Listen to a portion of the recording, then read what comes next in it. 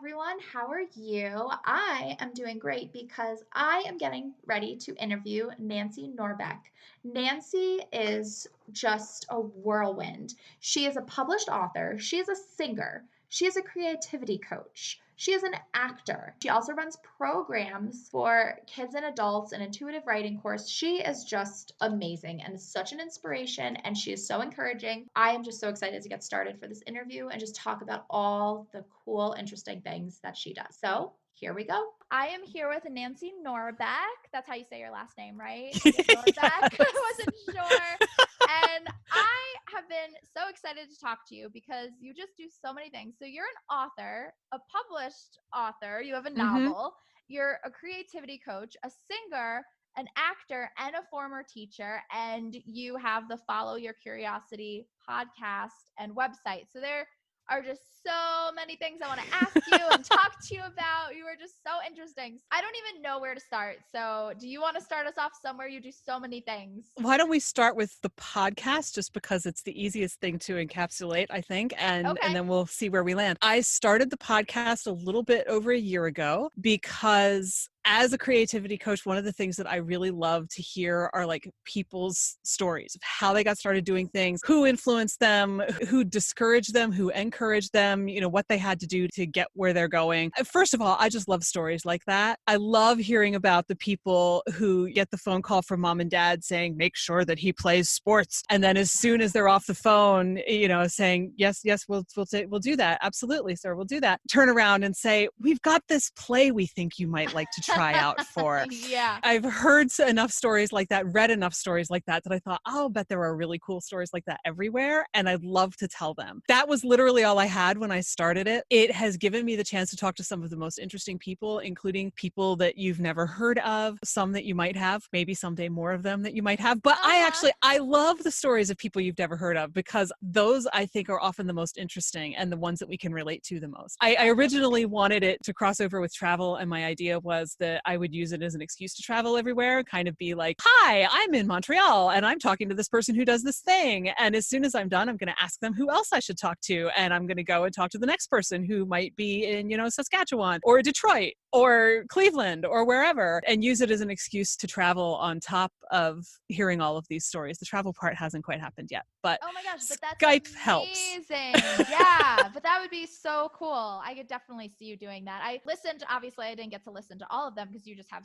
so many. I think you have 30 something, right? Yeah, it's like 33, 34 right now. So I listened to quite a few. And one thing that I loved is you actually post some of your coaching, which is so cool. So how did you start doing that? Like, when did you get into the creative coaching? Actually, one thing that I think is really interesting with the podcast, I thought that I would have lots of people volunteering to be coached for those calls. The reason that there was only 3 is that despite the fact that I think they're really fascinating to listen to and who wouldn't want some free coaching, it was a lot easier to find guests than it was to find people who wanted to be coached. So if anybody who listens and wants some free coaching, I would love to throw some in there. Oh yeah, that would be amazing. Yeah. So have you done coaching that you haven't posted then, that people are just like, oh, I don't want that posted? No. Okay. The only one that I didn't post was one where we had to record it over a conference line and the sound was just so bad because she was on a speakerphone, and it broke my heart because it was a great call and it felt so universal to me, and I really wanted to share it, but there was just no way to salvage the audio into something that you could really hear. To your other question, I used to teach. And in 2009, in the recession, I lost my teaching job because the school decided that it didn't want an ESL program anymore. Was that a public school, a high school? It was a private school, and I taught middle school and high school kids. Okay, gotcha. Oh, wow. I mean, it felt like it was the right time to move on for me, like mentally. Recession, not the best time to move on in other ways, but that's okay. I guess it was January of 2011. I read a newsletter that I was on, and it had a link to some kind of creativity workshop or something. And I clicked through the link. It had all these like really cute illustrations and stuff, and I wanted to know more about the person who was doing it. So I clicked through that link. It turned out that it was Jill Bodonsky who put together the Kaizen Muse creativity coaching model. And as soon as I landed on her website, which had more of this cute, quirky stuff all over the place, she does these fabulous little, very, very Jill drawings is the only way I know how to describe them. As soon as the site loaded, I took one look at it and said, oh my God, I found my people. Oh, You know, wow. like I often say, you know, you take the teacher out of the classroom, but you can't take the classroom out of the teacher. Oh, yeah. And it was sort of like coaching and the creative stuff. Like I had always wanted to teach a creative writing class while I was teaching. Wow, you did? I wanted to. I Oh, so wow. wanted to. And they would never let me do it. So instead, I just always included a creative writing unit with all of my ESL students. Oh, okay. And there were people who would say, ESL students can't do creative writing. And I was like, that's like saying ESL students can't do breathing. I don't understand. Yeah, Um, absolutely. there was this whole thing where it was like, I wanted to do that kind of stuff and wasn't allowed to. I And love that then, you found that loophole though, that you were like, well, I'm yeah, gonna do a unit on it. Like it's that's like, so great. damn it, I am going to find a way. I had to do a teaching practicum for my MFA. Well, I was teaching, so I had a ready-made classroom. It's like, gee darn, you guys are paying for this degree. Going to do my practicum here. You can come in. Somebody has to observe me. You can come in and watch. And look, my ESL students can do creative writing. It didn't make a difference. Oh. When I saw the coaching page, like I had no idea that there was such a thing as creativity coaching. And I thought, this is all the stuff that interests me, that I want to encourage in people, that I think makes life worth living. And my God, I can go and I can take a class and learn how to actually help people do this stuff without just winging it and saying, well, here's what works for me. Because, you know, Right. everybody's different. I don't really know how this process works all that well. I can just take my best guesses on my own experience. I think I really knew the second I saw it that I was going to sign up, because there was a new session starting a week or two later. It was a Monday. I think I signed up on Friday, and it was just to make myself feel like I'd thought about it. You know, like, yes, I have considered this and whatever. Uh-huh. But yeah, I just thought, yeah, you know, I'd found another job and whatever, but it was an office gig and Mhm. not really what I had in mind, and not really doing the stuff that is the best parts of me. It's funny because I want to say I took it like a fish to water, but I don't know how to compare myself to anybody else who's ever taken that. I think when you self-select in, you're much more likely to land in that territory. I mean, it's possible that you could be like, oh no, this isn't for me. But you felt It drawn just to it. felt, yeah, it felt so right from the second I looked at it. It was like, Wow. really, why am I waiting a week? Just here's my money. Let's go. Yeah, and so you do a lot of things like that. So you do the creativity coaching, and then you also run an intuitive writing course, and you do a program for adults and kids for the finding your superpower. Are these all different things, or do they tie in, or are they different, So completely different programs? they're totally different things. Okay. I haven't run intuitive writing in a couple of years, though. I've been thinking about doing it again. That's a course for people who haven't really done a lot of writing and kind of want to get their feet wet in a more structured environment. Structure is important. You know, it's one of the things that keeps you doing the thing you want to do, which is why sometimes the prescription when you're blocked creatively is go take a class. Yes. You know, Yeah.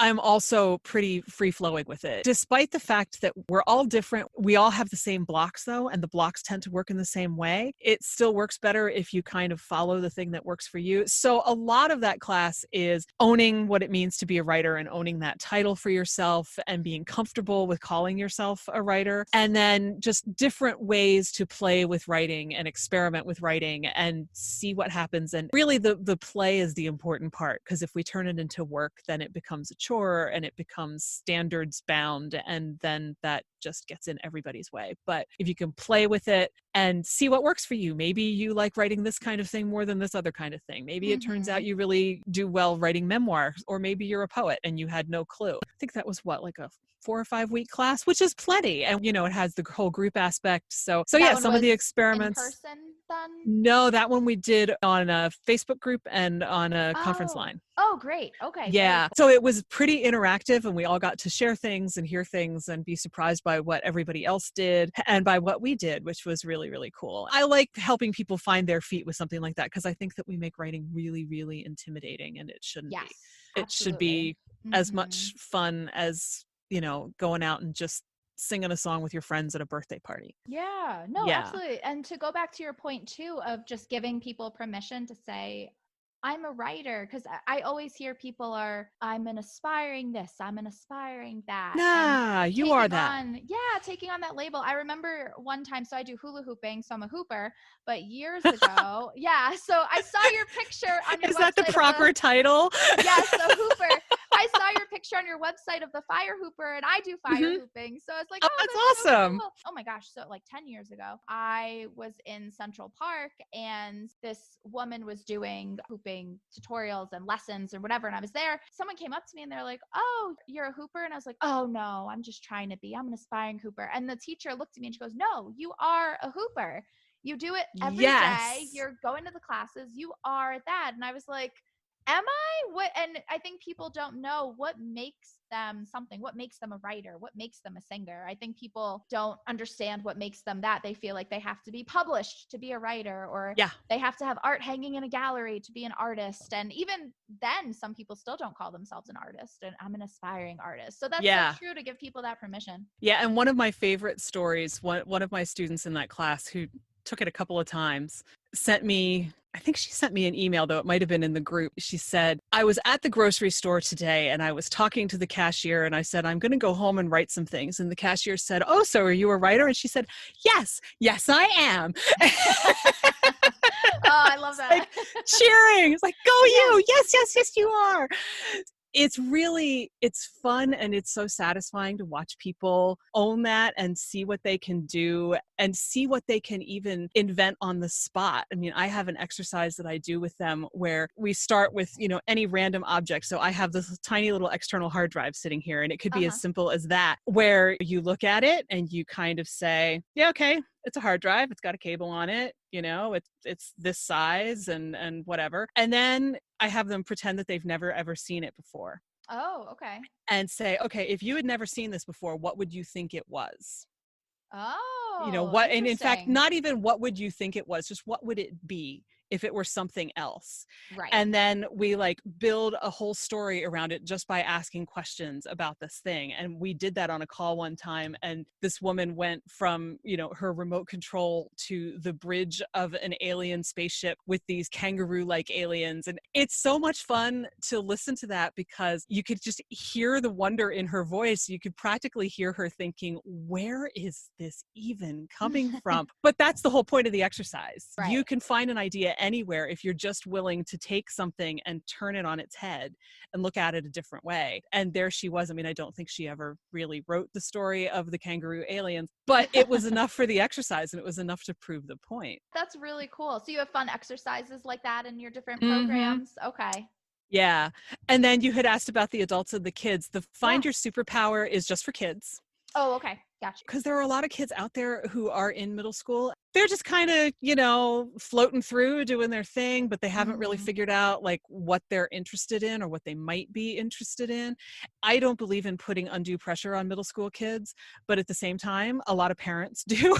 Mhm. Or even if they don't realize that they do, that's what they're doing. There are kids who just need to be in an environment that does not include mom and dad putting tons of pressure on Mhm. them, that lets them go and explore whatever crazy thing they want to look at. It doesn't necessarily mean that like the thing that we start with is the thing that we land on. It could be that you start out and you think that you want to do robotics. Mhm. So we explore robotics, and maybe, your homework assignment is to buy an at-home robot kit and put it Okay. together and see how you like it. And if that works really well for you, then maybe we keep going farther down that road. If it doesn't, okay, what did you like about it? What did you not like about it? And see where that takes us, which is why follow your curiosity literally is like the core directive here. But a lot of the time, parents mean really well, but they can exert pressure intentionally and unintentionally. And sometimes kid just needs to be in an environment where they can do that with somebody who can ask the right questions and guide them along a path to help them figure out, maybe it's this, let's try it. Maybe it's that, and see where they end up. And then they've got a little bit of a sense of direction, which may make mom and dad feel better than it makes the kid feel. But if the kid Mhm. is really interested in that thing, it'll take off on its own because kids are curious. Even on the opposite end of that, I feel like, so you're talking about these parents that put a lot of pressure on their kids and maybe are overly interested. But then I feel like on the other end too, I'm a social worker, and I've worked in mental health clinics and I've worked in all these different capacities with kids. And I've run into the parents that just don't care. They're not interested in their kids' lives. They're not interested in what their Yeah. kids are interested in. So you are someone that these kids can go to that you're actually interested in hearing from Mhm. them and listening to them. And a lot of kids actually don't have that. I've seen it with my own two eyes. A kid saying, "Oh, mom, look what I made." And the mom doesn't even look up from her phone, or Yeah. the dad isn't even there, or he doesn't look up from his phone, or he's like, "Oh, cool." Like kids don't even always have somebody that's interested in them at all. Yeah, it can go all sorts of places on that spectrum. There's definitely a spectrum with parents. I have seen all kinds of parents, both when I was in the classroom and when I was tutoring on my own. It's all over the place. Some parents manage to hit the right balance and have the kind of relationship with their kids where it's not an issue and they totally encourage the kid to do the stuff that they are interested in. And then there are varying degrees of the rest of them. So you So, could be that stable person for that child. mhm, What age group do you work with? that program is mostly designed for middle school. Okay, And then I do individual coaching for adults. gotcha. So you have a lot going on. You do a lot of different things I with do. coaching and class because you also work a day job. I do. So how do you find that kind of time? And what is your day job? My day job is I'm an editor at a university. So that takes up a good chunk of time. And the rest of Mm. it, I squeeze in the evenings, on the weekends, and try to schedule the best way I know how and kind of hope that it all works out. So you kind of work 7 days a week then. Yeah, that's Wow. true. That's Wow. true. I mean, I try to make sure that I still have time to breathe. Yes, absolutely. Sanity and sleep are important. Oh, yeah.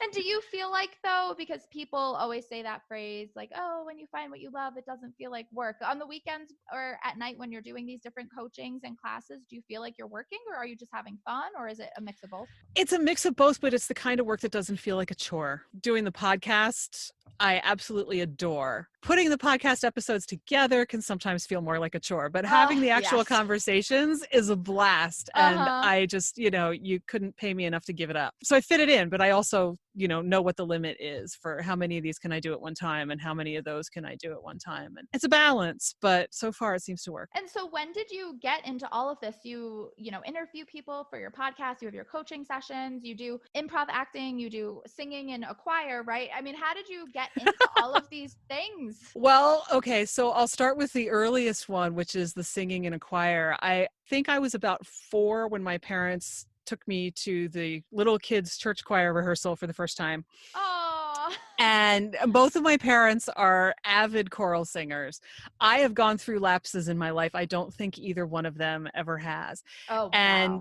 and there were periods where it felt a little bit more like a chore. The Glee Club in my elementary school was a thing where everybody auditioned, and if she wanted you, you were in, and it wasn't a would you like to be in? It was turn up at this time, Oh, which some of us decided was kind of unfair and that it should be your choice to be there.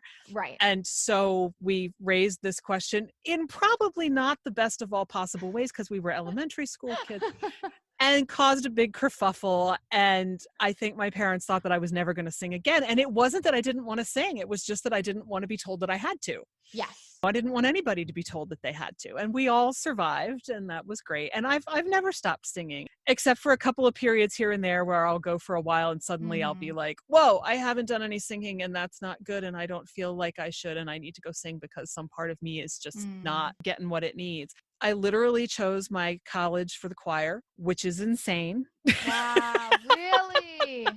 Yeah. And when I was teaching and kids would be going through the whole college application process, they would say to me, well, how many schools did you apply to? Because they would tell me they were applying to, 10 or 15 or 20 schools. And I'd Oh, think, wow. that's crazy. And then they would say, well, how many did you apply to? And I would say, okay, so don't tell the college guidance people this. I applied to one. And Wow, you really put all your eggs in that basket. I really did. And it frustrated my dad. He had all of this vacation time and everything, and he would have taken me anywhere to see whatever school I wanted to see. Oh, But I had already decided that I wanted to go to his school because we'd been up wow. to hear the candlelight services and I'd heard this choir so many times. And I was like, I have to go sing in that Oh. choir. It wasn't because I thought they had a really great English program. It wasn't because of where the campus was. It was the choir. I applied early decision. It really literally did not hit me until the envelope came in the middle of December, how much trouble I was in if it didn't say what I wanted it to Right, say. right. But did it? You got in?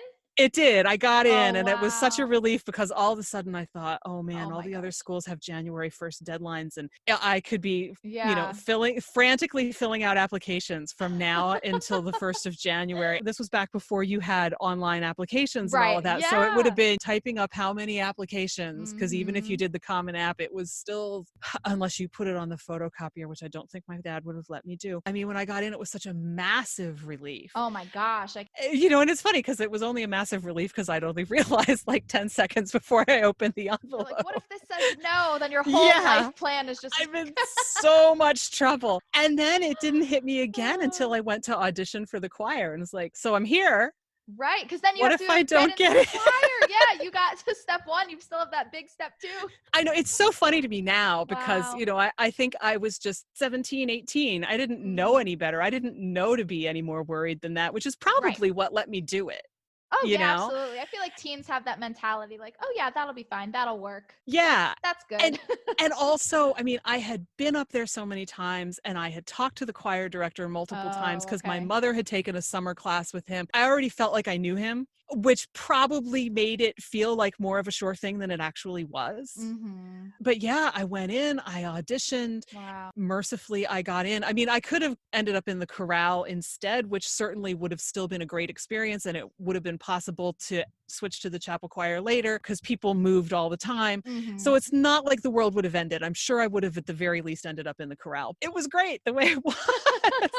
It is funny because I've talked to Bill Payne multiple times. I interviewed him last year for the podcast. I told him this story because I was like, I don't think you know like the degree to which my whole experience at Bucknell hinged on getting into your choir.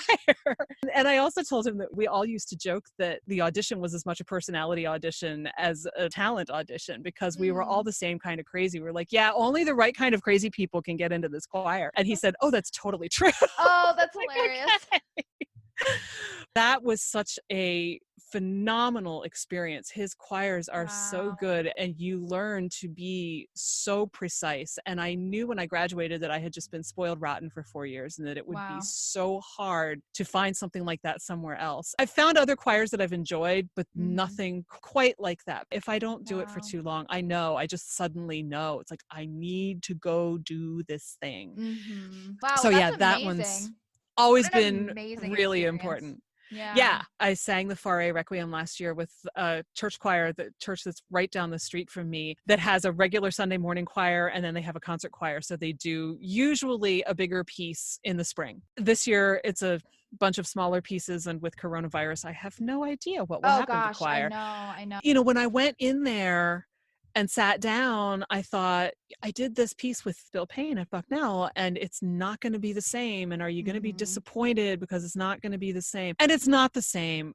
But that choir pulls out the stops and hires a chamber orchestra, which we Oh. did not have at Bucknell. And when you do a piece like that Oh. with an orchestra, it makes an immense difference. And for a totally unauditioned choir, it does actually a really, really good job. And so that Sunday morning when it all came together, it's like, oh yeah, this is why I'm here. Oh, that's so So magical. yeah, magical is a very, very good word for it. And it's That's what proof it that you sounds can make like. something great with what other people would look at and call nothing. Mhm. That's important. The acting I don't do as consistently. I've kind of done it off and on over the years. And I just played around with improv again last year. The Princeton Adult School has classes for adults, as the name would imply. And they did like a 101 and a 102 class in the fall and the spring. So I did that. I had done some acting classes eons ago, about 20 years ago. And I always loved Oh. doing the improv. And even when I was teaching, there was always a day when the teachers could do something completely different than their actual field. There was an English teacher who would always do a Caribbean music class and stuff Oh, like that. wow. And I always did an improv class because I was like, yeah, let's come make stuff up and have fun. Oh, that's so So fun. yeah, and I think improv, honestly, one of the key rules of improv is that you have to say yes and. Because if you throw Mm. no, if you contradict your partner, there's nowhere for that moment to go. Mhm. I've really come to believe that yes and is not just a great improv rule, it's a great rule for life. How You so? say yes to the things that come your way. There are things that you just know you should not do under any Right. circumstances. Get into the car with the stranger who pulls up on the side of the road that you've never Uh-huh. seen before. Don't do that. but somebody comes up to you and says, hey, I'm doing this art show, do you want to put something in it? Why not say yes? Yeah, exactly. What's People always say what's the worst that can no happen? out of fear. And something I wanted to actually talk to you about too, that kind of segues into it, is on your website, you call yourself a queen fraidy cat. So that struck me because I always call myself a scaredy cat because I travel with my sister and I go to all these different countries and I'm scared of everything. And my sister one day was like, you travel around the world, you do all these different things, but you're like a little old lady. You're scared of everything. You don't want to do anything. But so I wanted to talk to you because how do you get over those fears? And what are you afraid of? That is such an interesting question because as you're saying that, I'm thinking about my own trip to New Zealand and Australia 3 years ago. I Mm, went for 4 weeks, 2 weeks in each country, totally on my own, except wow. when I had a friend to stay with near Brisbane because my excuse to do a trip like that. I grew up with the parents who were like, "Oh no, no, no, no, you save your money and you do all of those things when you retire." Right. And so I felt better having an excuse to give people. But anyway, a friend of mine was getting married over there on Valentine's Day. So I was like, all right, I'm going. And I mean, I really was not afraid on that trip. That kind of stuff doesn't scare me. I just went to London and Scotland in October on Oh, my own. wow. I mean, there are places I would not go on my own. I Right. want to go to Africa. I have a friend in South Africa. I would not go to South Africa by myself. Right. Yeah. You know, Yeah. just because I don't know the territory well enough to stay out of Mhm. trouble. Don't go borrow in trouble. I mean, I just went wherever I felt like going, did what I felt like doing. And my one Airbnb host, I stayed with this older couple up on North Island, and they invited me to have dinner one night, and their daughter and son-in-law were coming over. So they were asking me questions. And the husband and the couple I was staying with said, brave girl. And I was like, really? No. Oh, It's like wow. I'm in an English speaking country. Uh-huh. I have my own car, so I don't have to deal with other people, worrying about who's going to take me somewhere or anything like that. But honestly, most of the places that I've ever been, people are really friendly and helpful, and it's never been an issue. Whereas if I go on a group tour with a bus that if it's Tuesday, it must be Belgium and all of that kind of crazy stuff, I will want to kill people by the end of the week. Oh, So to me, that is much, much harder right. because then you get into the whole culture that is afraid of everything. And it's just Uh-huh. like, no, it's okay. It's London. You can walk around. You'll be fine. If you get lost, ask somebody. Also, Mhm. now we have iPhones. You're not going to get lost. Yeah.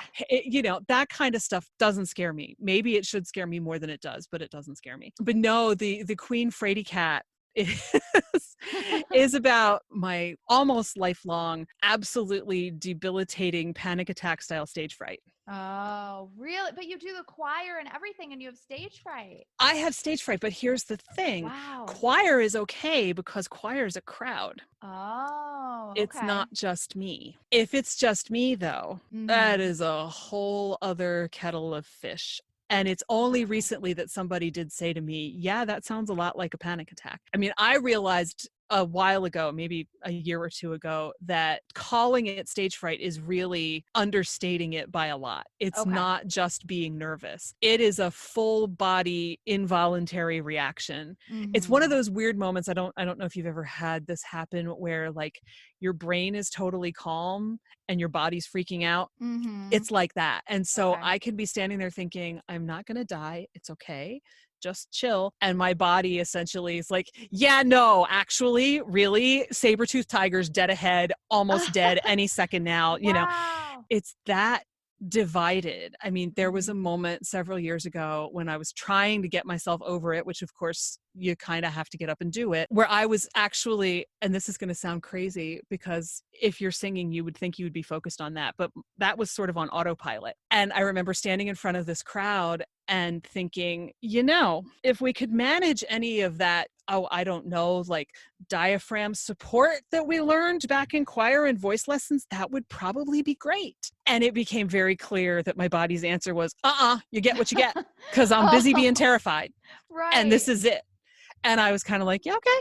You Wow. So know, how do you work past that? it's an interesting question. I'm still working on it. Okay. There are different philosophies and different ideas. And, one of my friends suggested something that I realized was really, really Kaizen Muse, which was singing in gradually smaller groups. Oh, Because okay. Kaizen Muse is all about tiny steps, Mhm. which is a lot of how you get around the fear responses in your head. So if I'm singing in a group of 20 people, just as an example, Mhm. and 2 of them aren't there, who cares? No big deal. Right. 18 people, just as good as 20 people. And then maybe a month later, 2 more people leave. 16 people's not so bad, right? And if you keep gradually getting to the point, if you're down to 8 people I'd be reasonably comfortable with, but a little bit nervous about.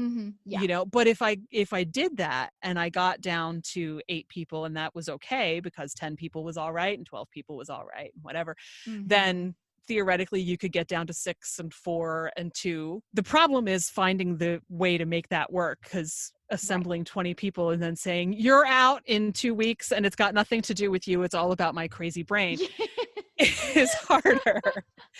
So making the logistics to make that happen are a little bit trickier, but Yeah, exactly. So you know what kind of works for you, that kind of almost fear exposure almost. kind of, yeah. But to have it happen is a little bit of an obstacle. It's a little bit of a logistical challenge, so it's Yeah. definitely still a work in progress. Yeah. Okay. But that's good you found what works for you at least. Yeah, and there are other things that people do. I mean, famously for stage fright or general performance anxiety, depending Mhm. on which label you prefer, people use beta blockers, Oh, okay. Yeah. which do block the whole heart racing response, which is a big part of what I have. So if you take Mhm. that out of there, because once your heart starts racing and you notice that your heart starts racing, which how can you not, then it just reinforces itself because you just keep panicking, because now you're like, oh man, this is really, Yep. really bad. It won't stop. It won't stop. And people have suggested things like, oh, just do some deep breathing exercises. And I've tried that. And I Mhm. laugh at people who say that now, because it's like, really? Are you kidding? That's crazy talk. If I do that, all I will notice is how fast my heart is beating, and that will Uh-huh. just make it worse. That is not the right thing to do here. Sometimes the conventional wisdom for stuff like that is dead wrong. And if anybody else has this kind of stuff, you got to find your own thing that works.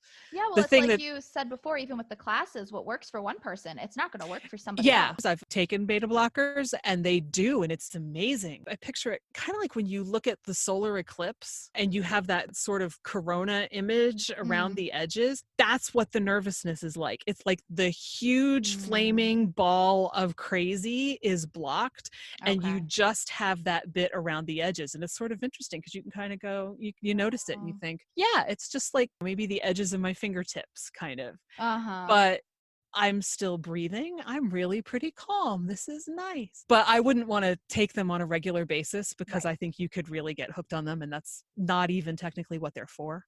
Right. Right. So, Okay. but they have that lovely side effect. So that can be a tool too. But again, it's a medical thing. So approach with caution. Yeah, Yeah. absolutely. And so I want to talk a little bit about your novel. So you Mm-hmm. are a published author. You have a book called The Silver Child. I do. And I read a little bit about it. I really want to read the book. I can't wait. It sounds so interesting. So you actually came up with the idea from a writing prompt. I did. Yeah, tell me about this. How did this come to life? I, in the spring of 2007, applied to the MFA program at Goddard College. I had started writing again a couple years before, after a long hiatus where I really hadn't done much of it at all. I got to the point where I thought, I think I've done as much with this as I can figure out how to do on my own. And I also wanted the credibility of having an MFA so that I could do the creative writing class I wanted to teach. Yes. And so I applied, I got in, and the Goddard's program is low residency. So I would go up to Vermont for a week in June and a week in January. Wow. And all of our workshops and all of that kind of stuff would happen in that week. And then we would all come home and do the rest of it through the mail. So you'd Wow. have 5 packets worth of work that you would send in each semester. And every packet was like 3 weeks worth of stuff. Oh my gosh. I don't know how the people on the faculty could turn this stuff around, because they would get, like 6 or 7 of these things all at one time, and I would get it back in less than a week. Oh, It's like, wow. did you sleep at all after these came? How do you do this? Wow. And it was all postal mail, so not online, because then they don't Right. have to print it. They write all over it. You get the thing back, and you just sweat whether or not the postal service lets you down. Sounds so risky. So, yeah.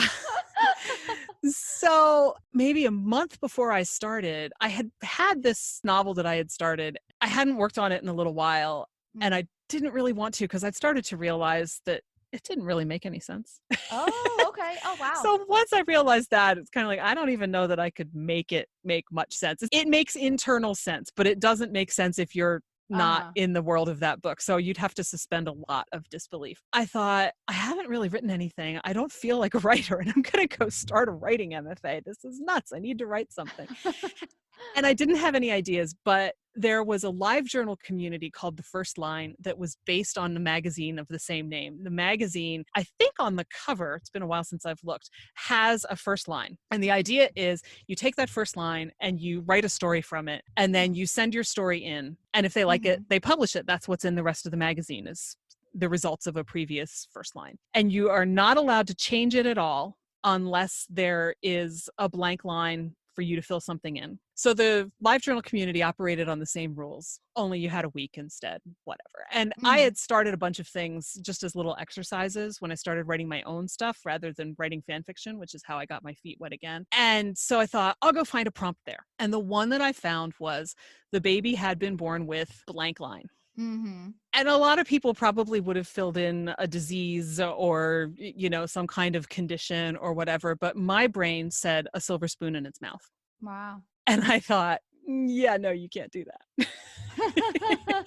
You cannot be born with a silver spoon in your mouth. It doesn't work like that. I sat down and I wrote the first page, which is still pretty much the same, the first page of the book. Oh, wow. I looked at it and I thought, well, that's interesting, because there was this doctor delivering this baby and commenting on it and kind of looking back on it after time. And he had sort of an interesting voice. And I was like, well, I like you. That's cool. But you still can't be born with a silver spoon in your mouth. This makes no sense. And I wrestled with it for, I don't know, maybe a couple of days. It might have been over a weekend. And it's funny because these moments always happen to me while I'm in the shower. I was in the shower at some point that weekend. Suddenly the magic question popped into my head, which was, but what if you were? And it was just enough to change everything. It was like, okay, if you were, what would that mean? Why would it be there? I don't know how this works for you, but for me, once those kinds of questions start popping up, it's like, I'm not letting this go. Because now it's churning around and it's moving and we got to see what happens. So that's how it started. And I wrote 17 pages. Oh, wow. And I had no idea what it was. And that was enough to make me feel like a writer again. And I thought, all right, I'm going to hang on to this. We're going to see what happens, because I don't know what they're going to tell me when I go. Because I thought I was going to finish the book that I had already started when I got there. And they said, oh, no. You need to start something new. Really? Oh, okay. I thought, all right, I'm going to write a short story collection because it'll give me the chance to experiment with lots of different stuff, which is a very logical thought that completely ignored the fact that I have never been anything like short-winded in my entire life. So I did manage to write a couple of short stories. I don't know how long it would have been, but I kept this thing kind of in my back pocket because it was the semester while my grandmother, we were pretty sure not going to last very much longer. And my dad was having trouble with that. And I was just like, okay, I keep getting phone calls from him. I don't want to tell my dad I can't talk to him and whatever. So I'm going to keep doing what I can do. But if it gets to the point where I have a packet and I don't have anything to send in, this is what I'm sending. Okay. So I sent it in and I put in my letter, because we all have to write a process letter, which includes stuff like, my grandmother is in memory care because all of a sudden she doesn't have Alzheimer's, but you wouldn't know that to talk to her. And so this has been going on while I'm trying to do all of this stuff. And it's not really making excuses. It's just, here's what's going on in my life. Yeah. And I said to my advisor, Reiko Rizzuto, I said, here's this thing. I don't know what it is. I don't know if it's a short story. I don't know if it's a novel. I don't know if it's somewhere in between. I have no idea, but I am curious to hear what you think. And she wrote back with the phrase that really should have been apparent to me just because I know me, which was, this is not a short anything. and then she said, but it could be a great thesis novel if this is what you wanted to do. Oh my goodness. Now, this was the third packet of the semester out of 5. So major decision moment. Right. Yeah. Because I've already spent 6 weeks doing something else.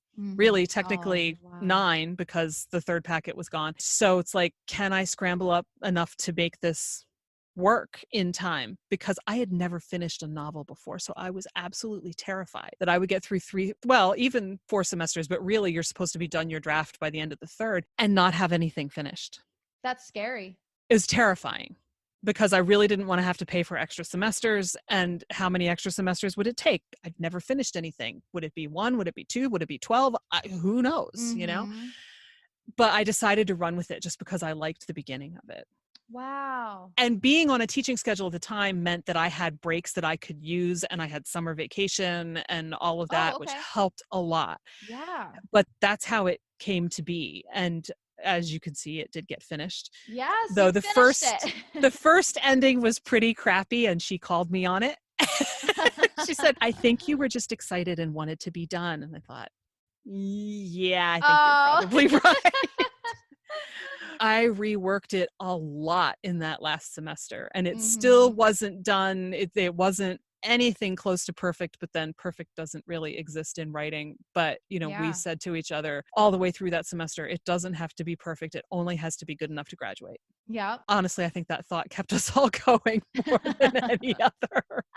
Because if it had had to be perfect, we would have completely lost our minds. And it probably wouldn't even be finished now. Probably wouldn't. Yeah. But it was a lot of fun to write. I really, really liked the characters. And I was a rarity. I was one of the only people in my program who still liked her book by the time we finished. Oh, really? That's interesting. Which then, and then that kind of made me feel like, what did I do wrong? Right, that you're not like everybody else and hates your book. Yeah, am I just weird? Have I screwed up? How did what's wrong here? Is it bad that I like my book? I don't know, but I still like my book. If I went back and looked at it again, as I did a couple of years ago, I would want to fix lots of things that I think are wrong now, but there's always something you can go back and fix. Even if you fixed everything again today, in another year, there would be more. Oh, exactly. So how did you get to the point of it getting published then? I published it myself because I got tired of going through the whole agent query process, and I decided to just get it out into the world.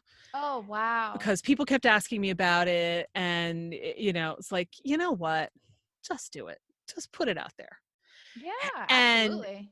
And these days, honestly, in terms of what you make, unless you are super lucky on either side of the publishing spectrum, it's not going to be a lot. I thought, well, let's see what I can do with this on my own. I sat down with Scrivener, which is my favorite writing tool. Part of the reason that I love it is that it'll let you format things for Kindle and for print. And it's pretty easy, though. Unfortunately, the book that I used to do it, which I think was called something like How to Format Your Book for the Kindle in an Afternoon, is for some reason no longer available on Amazon. But it's not that complicated, especially if you have a good set of instructions.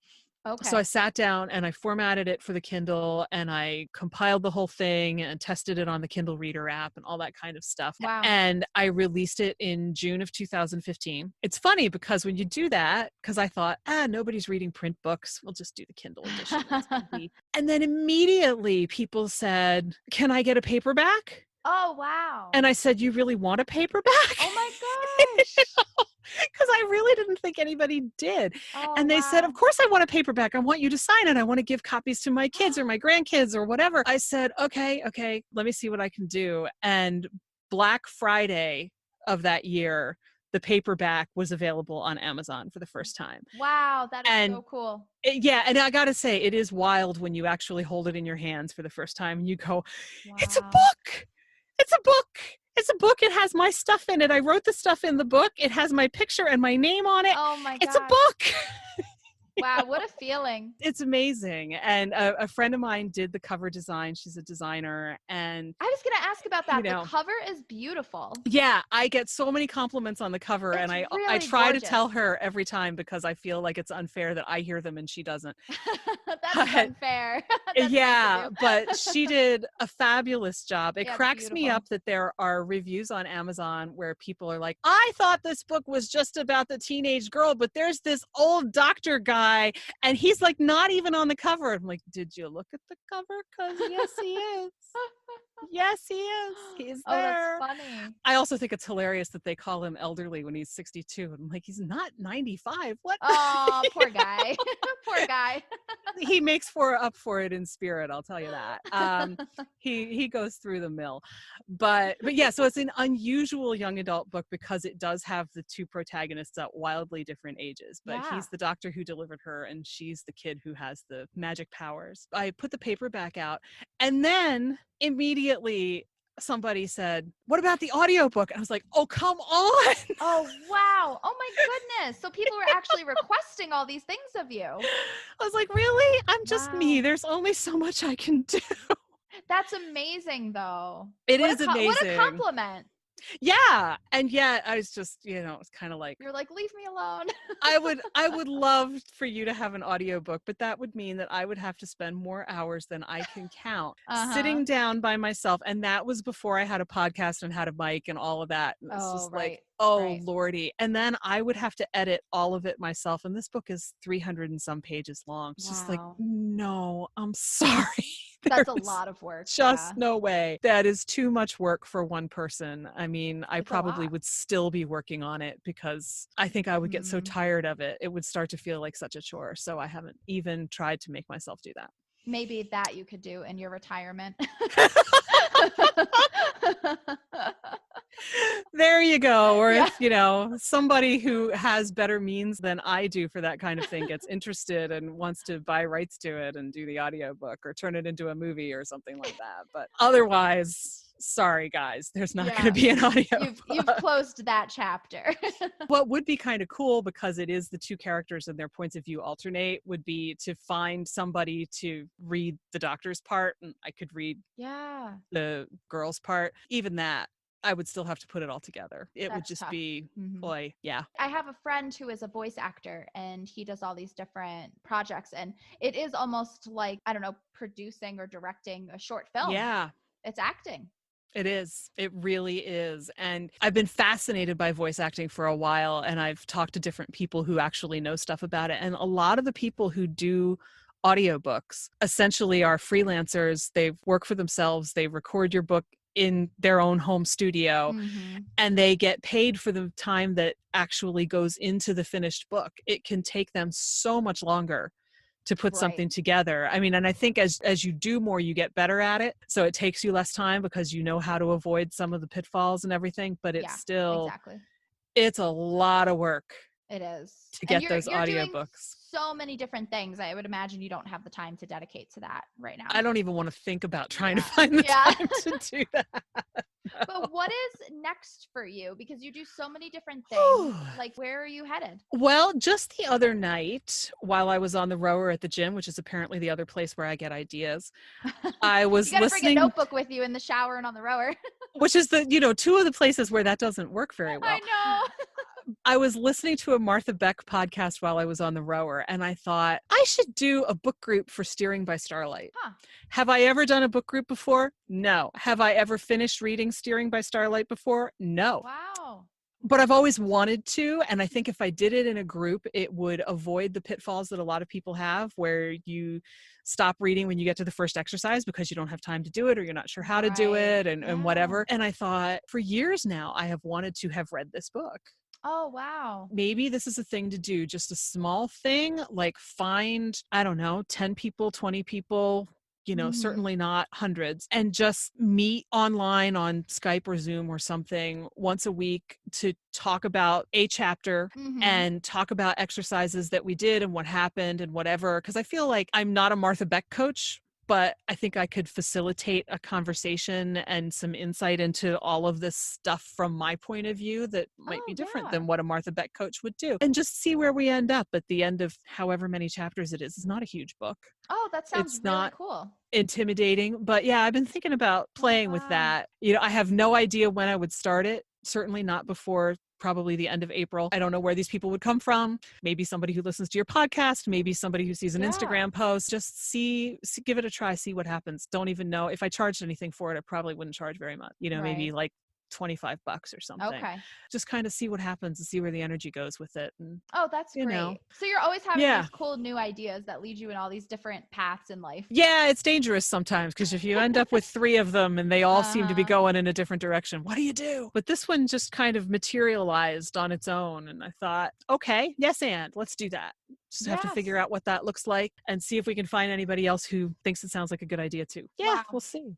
Great. Your whole thing with your site, follow your curiosity, all your classes, your coaching, everything, you are interested in talking to people and even leading people to follow their curiosity. But I get all these questions from people that say, I don't have a purpose. I don't have any interests. I don't have any passions. How do you help people find their passion or their purpose? And how do you know that everyone has a purpose? So I'm not an expert on purpose, but I will say that I really admit that I shamelessly stole the words follow your curiosity from Elizabeth Gilbert, Okay.